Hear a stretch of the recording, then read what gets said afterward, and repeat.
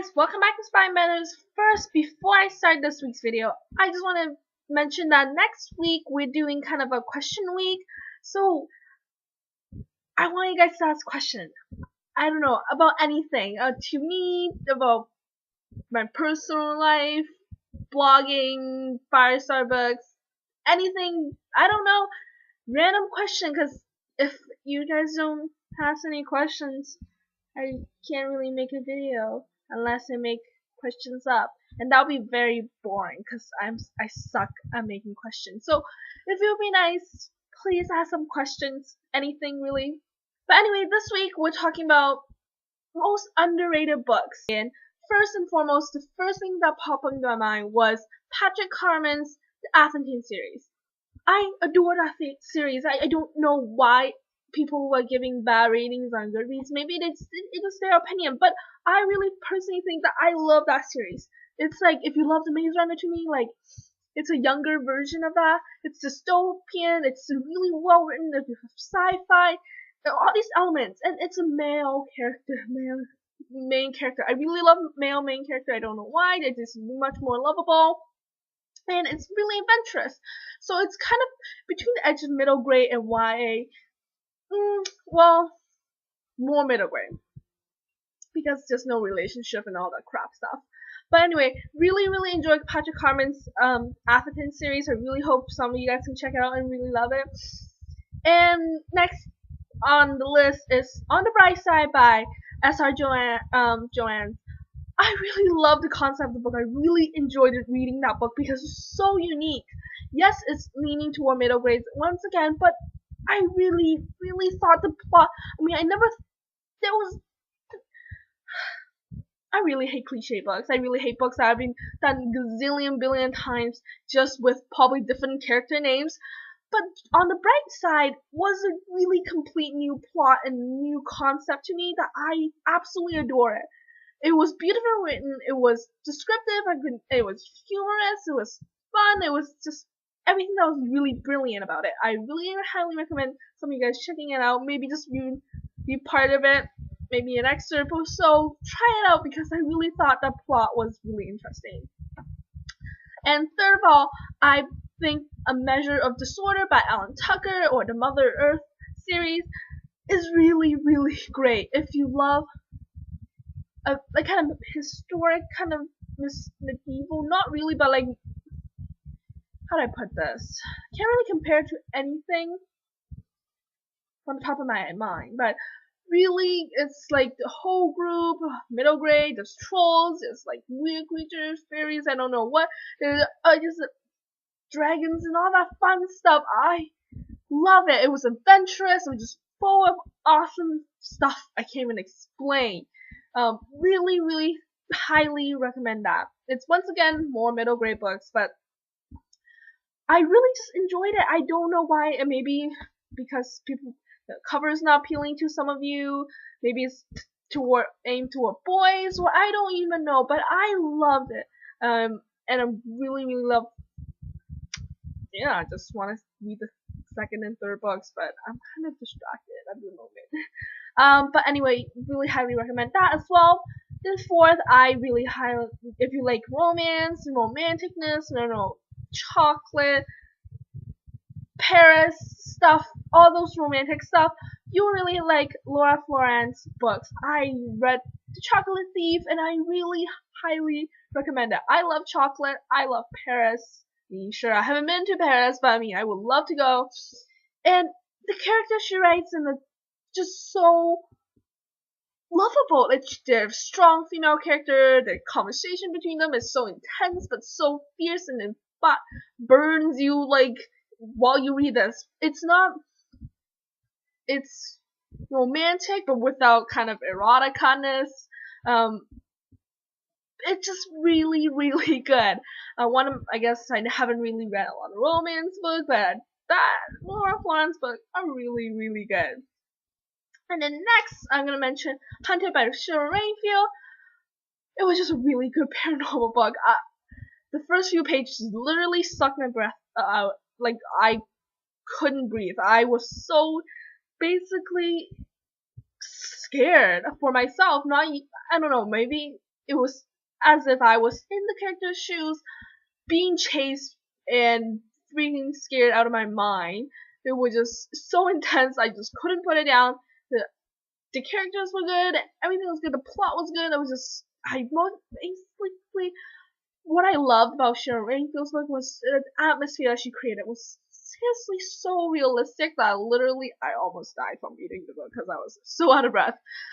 Next, I have the Relic Master series by Catherine Fisher. Some people don't like it. I really enjoyed it. This descriptive, but not overboard where all you can see were her description of the place. It was just so magical. I really like kind of high fantasy. It has kind of I don't know, maybe not dystopic element, but really just, you know, if you like magic, if you like a different land kind of thing, if you just love kind of middle grade, don't know how to explain this, but fantasy and all that fun stuff.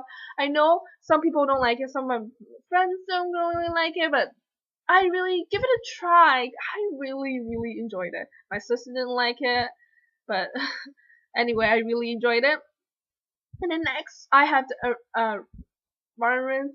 I can't even pronounce this. This is such an embarrassment, but the Amaranth Enchantment by Julie Berry.